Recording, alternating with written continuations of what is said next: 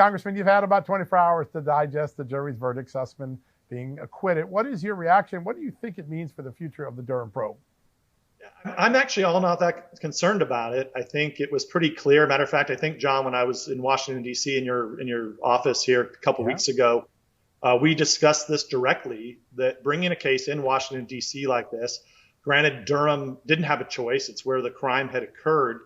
And it was no surprise. I think Durham had to know that he was rolling the dice with really a 1 out of 30 chance that he was going to get a conviction here. So, but what he successfully did is, I think there's a countless number of things that came out in this, but clearly laid out for the American people, or those that actually get any real news, like those that watch your show, there were some very interesting revelations. One being that Hillary Clinton knew about it. I think that's a key component. 2, there are FBI agents currently under investigation.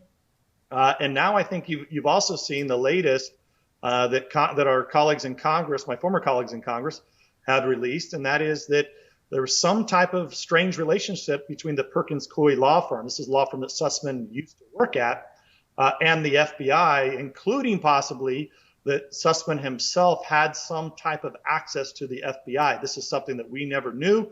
I'm sure there's more to be figured out on that subject, but I'm very interested in it. So after that, I think you have to look at where does it go from here? You have the indictment of Danchenko, who is the supposed source that we were told by the crooked cops at DOJ and FBI at the time that, oh my God, we can't tell you this source. He would possibly die. You had the Clinton campaign people and operatives running around. Oh my God, people are going to die. They testified to Congress. People are going to die. Well, it ended up this dude was just like a guy who had been born in Russia, tied to left-wing think tanks, and had been kind of an avatar and producing stuff for Christopher Steele for, it looks like, a better part of a decade. That trial, he's been indicted. That trial is set to start in, I think, September, October in the fall. Right. And then also, I think the last component would be, it just appears like Durham has successfully laid out what we knew, that there was a conspiracy here, and that everybody knew about this, the dirty cops, the Clinton people, the people at the DOJ, there's, the media, the fake news media, they were all in on this.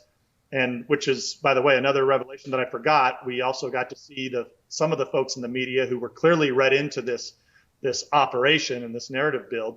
So the question, I think, will come now with the tech executive who was spying on Trump, not only his campaign, but then later as president. Will they be able to build a conspiracy case around him or some of these FBI agents? I don't know, or will Durham be able to build a conspiracy case at all? But I think that he clearly has one that he's laid out just in this Sussmann trial.